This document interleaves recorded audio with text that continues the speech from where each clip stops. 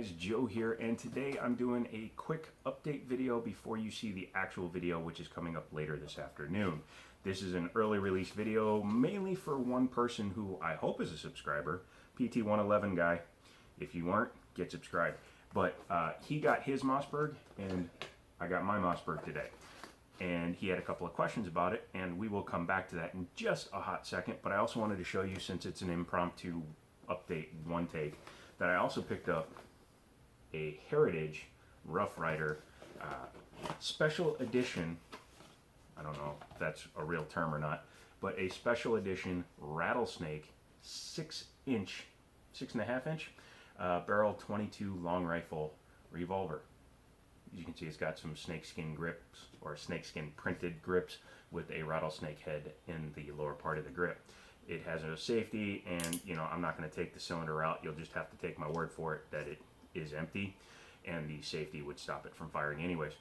This will become a first 100 video as well as a field strip. I may even take it completely apart because I'm very interested in this stuff, but that is an upcoming video, so keep your eyes open for that. But let's go back to the Mossberg. The Mossberg MC1 has a few things that are different from some other pistols, and one of the things might have been one of his concerns. First, let me show you that this one open, nothing in the mag well, nothing in the chamber. And I'm going to leave the slide open because his first question, and again, these weren't complaints, he was just asking questions because I did a field strip, was, is barrel wobble normal? And yes, the style of action on the pistol is similar between the Taurus, the Glocks, and all of them, where they have a Browning tilting action. Where it comes back and tilts is a little bit different on each pistol. Some of them tilt less, some of them tilt more. It just depends on how much tilting needs to happen to clear the slide.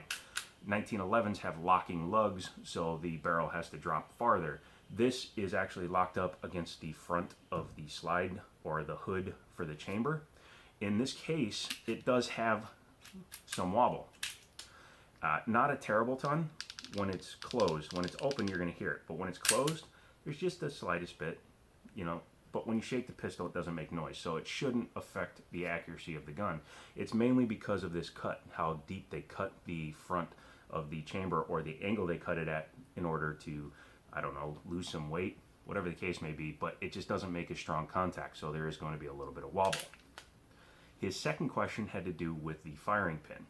Now, on the MC1s, you drop the striker plate, take the striker out, you drop the slide, you take it off without releasing the trigger. With that system, this firing pin is slightly different from like a Glock or any of the other ones. Not much, but enough to where he had a question. I asked him in my response, but I also wanted to make this video before I got his response, because he said it was moving forward.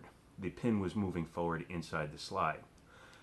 There is some play. It's hard to get it on camera because my finger, but if you can hear it, the pin does have a little bit of movement, but that's because when you rack the slide, you are pre-cocking the striker. The spring is now compressed. It's a long spring that now is compressed inside the slide. What will happen from this point is, when you drop the slide, it will position the slide so that when you pull the trigger, it will push up on the firing pin block, which will then allow the striker to drop. So as long as there's no defect in the pistol, and I can't say 100% sure if his is free of this defect or not, this shouldn't be able to release. And even if it did release in this position, it can't fire around. Even if it was to do it like here, it wouldn't fire the round. You have to have the gun almost completely in battery for it to matter. And again, if your gun is firing when you drop the slide, there's a manufacturing defect or a problem with your firearm. So you shouldn't have a problem. I know that it's not as tightly assembled as a Glock or even the Taurus, which is kind of a weird thing to say, that something that's more expensive isn't as tightly built, but I'm pretty sure it should be fine. I'm going out to the range on Sunday with Daniel. We're going to put 100 rounds, actually I'm probably going to put 200 rounds through this, put 100 rounds through the Heritage. I'm going to be putting a bunch of rounds through the clear mags, but I'm also going to put some rounds through this mag. I showed the gun to my buddy who owns a pawn shop, and he was like, oh yeah, you told me that takes Glock 43 mags, and he had this Flock Glordy Flea mag, Glock 43 mag, sitting in the case, and he's like, hey, why don't you grab that? It's a Pro Mag. He picked it up. He didn't like the way it fit in the Glock 43 himself, but when you put it in there, it's actually kind of cool because it fits nice. It's almost like holding a Mac because of the way the bottom of the mag well is actually fully enclosed. I think it gives you a better purchase. So I'm going to have some fun with this mag, and it was really cheap, so if it works, great. If not, it's no big deal. That's a range magazine.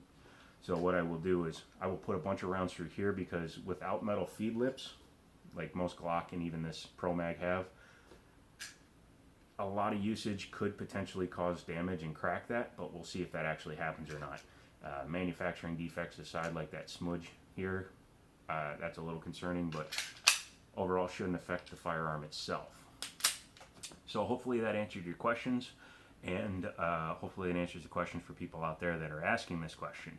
And yeah, I know I'm holding it like this.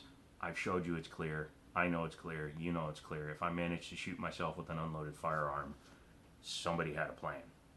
Anywho, that's about it. If you aren't subscribed, get subscribed. If you haven't seen the tabletop for this firearm, go ahead and click up there. I think I already mentioned it, but I'll do it again. And again, come Monday, you will see the shooting video, or the shooting portion, the first 100 rounds through the Mossberg MC1.